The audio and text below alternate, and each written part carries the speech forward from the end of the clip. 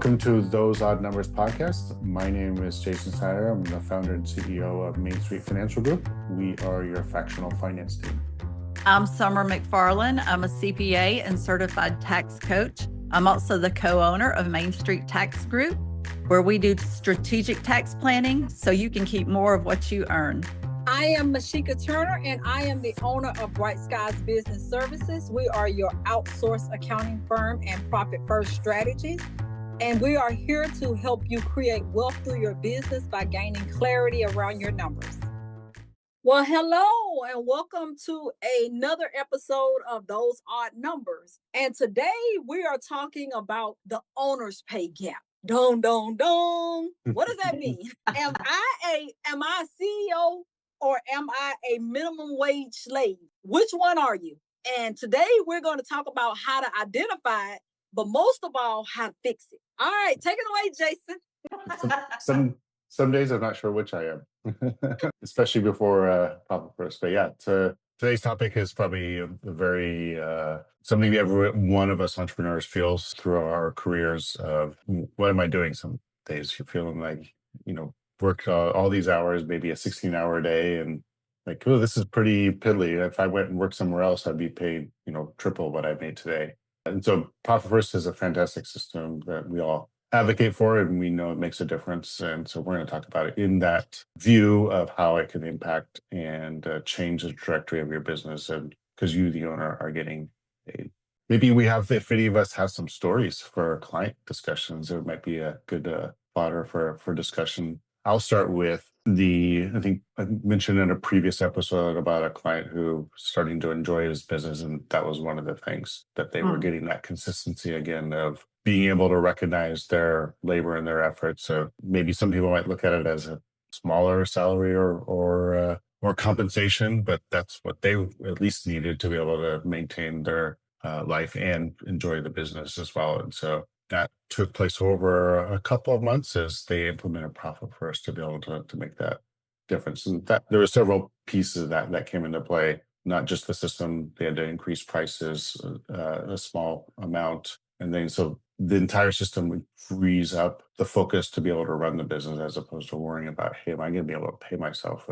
Usually it's a conversation of, okay, I paid all the bills. Oh, this is what's left. And then they make the transfer themselves. Hopefully, if they're following good procedures to, instead of just using the company debit card for all their personal expenses, it can be a freeing moment once they're able to realize a good compensation for their efforts. And how about Summer, Masheka, you have stories with clients as well? Sure. So I think one of the things that I see a lot, one of the sayings that they say around Profit First a lot is revenue is vanity, profit is sanity. But I'm going to take it a step further, and I'm going to say revenue is definitely vanity. Not only is profit sanity, cash in the bank is sanity, because that's really what we're trying to do here when it's all said and done, because no matter what anybody says, cash is king, and cash is what makes small business run. Mm-hmm. And some of the things that I see a lot, and I've gotten caught up myself as a business owner, make more money, grow, grow, grow, grow, grow. But if the growing does not make sense, and what I mean by that is if you are growing but not becoming more profitable, it is for nothing. It is for nothing, because I'm sure we've all seen it. Businesses making upwards of $3 million, $5 million. And what is it to make $5 million and your paycheck as an owner is $50,000? Think about how much effort goes into running a $5 million business to bring home $50,000. I would rather see someone have a $200,000 business and bring home $60,000 than to put all that effort into a big $5 million business and they bring home a $50,000 paycheck. And I know, I mean, that's just the short of it is, are you growing or are you growing profitably? Mm-hmm. Is your bottom line getting bigger as your top line is getting bigger? That's really the name of the game, and what we're really getting to the heart of. More revenue doesn't necessarily mean more profit. Absolutely. Right. And that's where those lines of business are so important. Do you really understand the profitability from each line of business? Because I think a lot of times people are throwing all into one pot. And it's like, oh, great, we're making a lot of money. But again, if the profits are down, have we really broke it down where we can see, is this line of business really profitable? Because believe it or not, sometimes less is more. Mhm. And if you can scale it down and do a few things great, that's going to be way better situation and more profitable than doing a lot of things mediocre. I'll let you take it away, Summer. Yeah. Well, one thing that popped into my head is new business owners. You know, they start a business, they buy a business, maybe they've never had a business before, and they think, I've got to throw everything I make back into growing the business. So they don't pay themselves initially for a few years. I'm going to tell you what happens. They get into a habit of not paying themselves so that anytime money falls short, I mean, this is just kind of what I've noticed in working with people. You know, anytime there's a cash flow crunch, they forego their salary to make sure that other people are paid instead of taking a step back and going, why is this happening? What can I fix so this doesn't happen anymore? And I think for any new business owners or any people that have been in business for a while, I would tell them that not paying yourself and thinking you need to put everything back into the business is a fallacy. It's a limiting belief. You should not operate from that kind of headspace. Oh, that's such a great point. And I totally agree with that. Not only as a business owners ourselves, Mhm. one of the things that I'm always mindful of is, of course, I want everybody to get the support they need in their business, Mhm. but be mindful of what we're spending it on. Sometimes we invest in things, and I'm going to be mindful, and I'm talking about myself too. Are we really doing anything with the things that we're investing? Investing in. You know, because a lot of times we'll go out and we'll get a $5,000 program, a $20,000 program. And don't get me wrong, sometimes we need to invest, but are you really doing anything with it? Because even though it's a tax write off, it is also driving down profitability. Yeah, yeah. ROI on that $20,000 sales coaching program you just purchased, you know, there's got to be a ROI on everything you do. Exactly. And I think, not I think, we know We know. that's how we start into it. That's how we get into a lot of the traps is, I have to have this, I have to have that, I have to have this. And before you know it, you got a lot of stuff that you're not doing anything with, and your net revenue or your net profit is way down. Mhm. Jason, you have anything you want to add to that? Yeah, it's just on that conversation. I think this comes into decisions around tax time, buying assets or other things that Mhm. may depress the tax rate for a year, but later will spike it through depreciation recapture and other things. And then you're constantly playing that game of trying to lower it to get back. Hey, this is what I paid last year. This is what I want to achieve. Most all those decisions involve expenditure of funds. Usually it's borrowed funds. And so this gets into a trap. It kind of parallels. So you're talking about assets and other things of, are you really using it? I would argue many times there's asset purchases, especially in the fixed vehicles and other things like that, don't produce profitable revenue. In some cases, don't do anything revenue wise. They're just there for a tax write off. And those end up impacting owners' pay because you have to have something there part of after your operating expenses and your fixed costs to run Mhm. through. And if you're making loan payments on something from borrowed money for something that's producing cash, it's going to depress and get into situations like we just talked about of not having where they're just paying from whatever's left over. And if you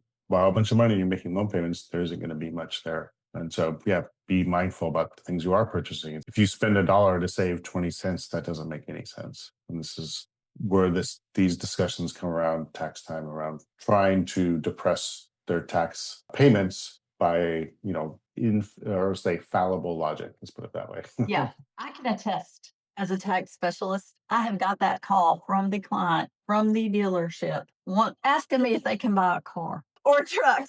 And I think I'm probably made them mad every time because my answer to their question was, well, can you afford it? And do you need it? You know, and a lot of them went home after that and did not purchase the vehicle, but some didn't. Some were like, yeah, I can afford it and I need it, you know. So, but yeah, tax preparers are not especially thrilled at getting that December 31st phone call of can I buy something to save on Yes. tax for the year? Yeah. I see that a lot. So I work with mostly self-pay medical providers. So that looks like Mhm. med spas, weight loss clinics, different self-pay medical services. Mhm. And there seems to be a lot, particularly, I'm not picking because I love you guys, the medical spas wanting to buy latest and greatest Equipment. machines and equipment. And I'm like, okay, so let's slow down and think about this. What are we expecting to get in return? Because as much as I hate to see it, I have so many clients that have spent 40, 50,000 dollars, sometimes more, on equipment, sometimes even financed, and use it for a little while, and it's sitting off somewhere, not doing anything with it. So the first thing I always say is, when they say new equipment, let's stop and assess. What are we hoping to gain by this? Have we done some numbers on what the ROI would be? Because if you can do something with it and you can get a return on investment, great. But getting it just to be getting it, we really need to think about that, because not only do you have to pay for the equipment, you also have to pay most of the time for your staff to learn how to work the equipment properly. Yeah. There's also the maintenance of the equipment. So there's a lot of things that come along with that, and cash gets eaten up in the process.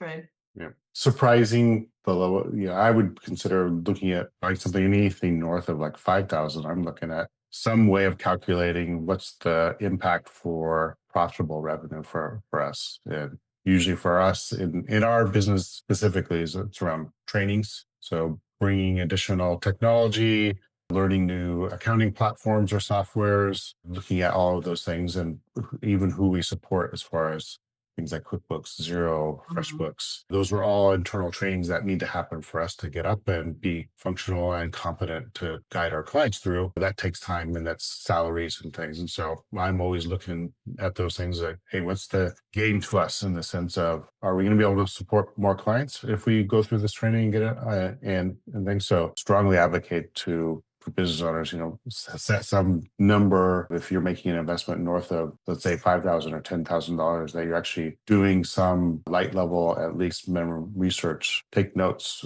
understand what the revenue impact is going to be for it. Yes. Yeah. I think when that happens, there's like 2 or 3 questions, or when you're pondering a purchase like that, you should ask yourself, okay, is it going to benefit my customers, my clients? Is it going to benefit my employees? Is it going to benefit the business? I think that should be part of your decision-making process when you're contemplating that kind of expenditure.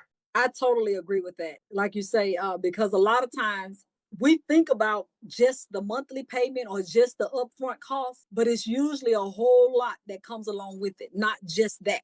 There's overhead costs and maintenance costs. And like I just mentioned, even for something that would be educational, there's training costs and then maintenance to keep up on the new technology as they upgrade it and things. And so the less is more is also good for, I think, pretty much any business, even one that doesn't have a lot of fixed assets or other purchases, like, for example, ours. I like that. And I know it's hard to hear, but less really is more.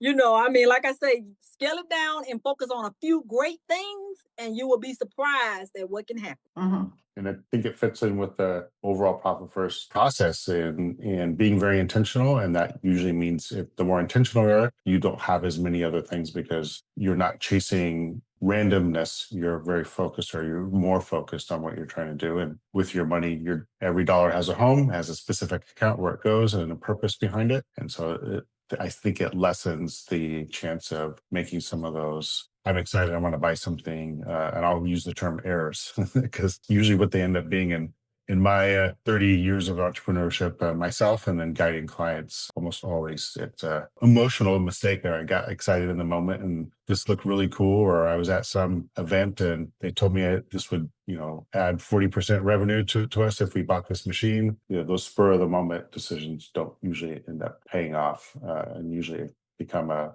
problem, especially when they're using leverage. Yes. And I think now that's also a great time to utilize your team and the people around you. If you're working with a bookkeeper and an accountant, maybe get a call on the books and have someone talk you through it. Because sometimes, like you say, that gets us out of that spur of the moment. If it's like, okay, if I can really have someone sit down and talk through the numbers, and you can really get some clarity on, does this make sense, rather than doing something and it may not work out the way you planned. Yeah, absolutely. I agree. You don't want to sell that equipment down the road because it didn't pan out.